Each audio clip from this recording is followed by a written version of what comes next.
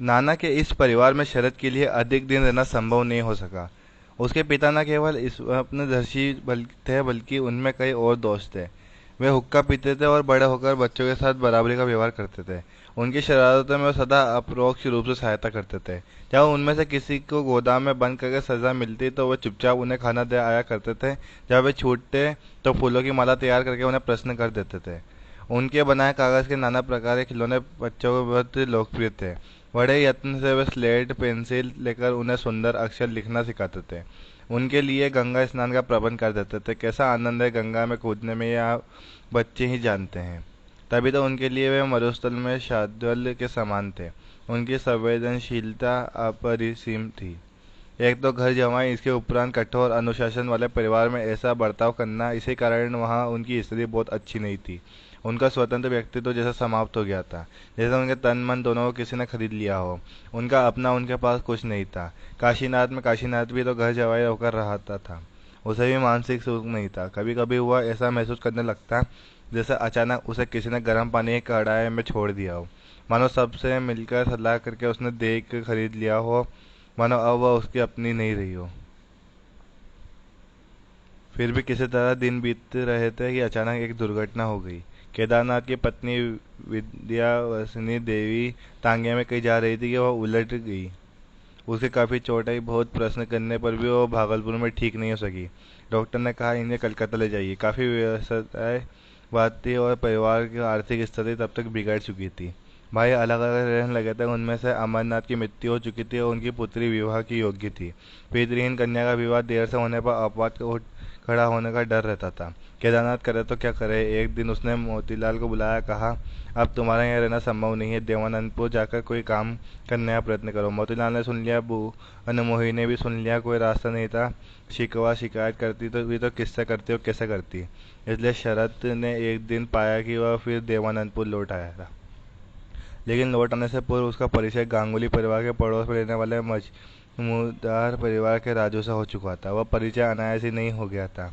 पीछे प्रतियोगिता और प्रतिस्पर्धा का काफी बड़ा इतिहास था। श्याम वर्ण, स्वस्थ चेहरा, आजानुबाहु मुख पर चेचक के सामान्य निशान, शरीर में जितनी शक्ति मन में उतनी ही साहस। ऐसे राजेंद्र उर्फ राजू के पिता रामरत्न मजूमदार डिस्ट्रिक्ट इंजीनियर होकर भागलपुर आए थे। लेकिन मतभेद हो जाने पर उन्हें त्याग पर देते देर न लगी। ठीक गांवली के पास उनका घर था और आसपास की जमीन के लेकर दोनों परिवारों में काफी मनमुटाव भी था। उस समय वहाँ घना वन था। माता पिता के अनुशासन से पीड़ित बालक इसी वन में शरण ग्रहण करते थे। धूम्रपान, गांजा और चरस के साथ साथ भैंसों का दूध चुराकर शरीर बनाया काम यहाँ निरंतर चलता था।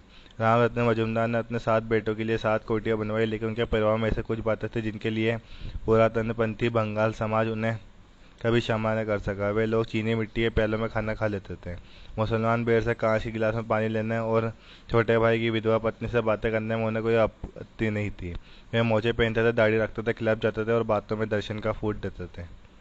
पिता की स्वाधीनता परंपरा को राजू ने चरम सीमा तक पहुंचा दिया था। पतंगबाजी के द्वंद्व युद्ध में शरद की तरह वह भी पारंगत था। इसलिए स्वाभाविक रूप से दोनों एक दूसरे से हराने की कामना करते थे। राजू के पास पैसे का बल था। पतंग का बढ़िया से बढ़िया संजाम जुटाने में उसे जरा भी कठिनाई नहीं हुई। लेकिन शरद के पास पैसा कहाँ से आता। उसके दल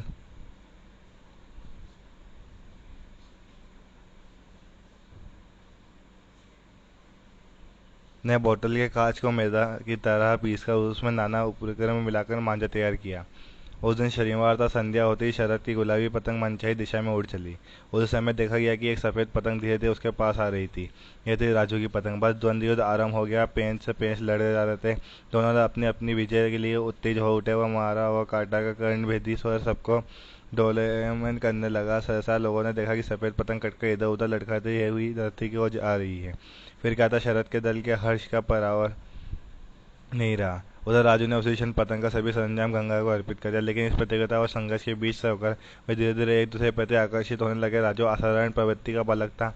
अमित साहस, अपूर्व प्रति सब कार्यों में सफलता प्राप्त करने वाला। शरद की स्थिर, धीर और शांत बुद्धि अभिभावकों के दूर की मोटी दीवारों को लांघकर उसे चकित करती हुए उससे मित्रता के लिए आतुर हो उठता था।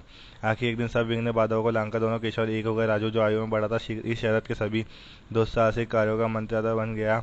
उन दोनों की मित्रता का एक और कारण था संगीत और अभिनय के प्रति दोनों का समाज। शरद का कंठ अत्यंत मधुर था।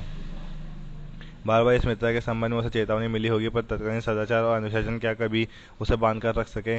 उस परिवार के मुखियों में ऐसा एक भी नहीं था जो उसे प्रेरणा और सराहना के दो शब्द भी कहता। यही सभी तो जीवन के सर्वांगीण विकास का प्रारंभिक काल माना जाता है। तब उसके लिए स्वाभाविक था कि वह परिवार के बाहर प्रेरणा के स्रोत खोजता। ये प्रारंभ से ही उनमें वे गुण विद्यमान थे जो व्यक्ति को महान बनने का अवसर देते हैं।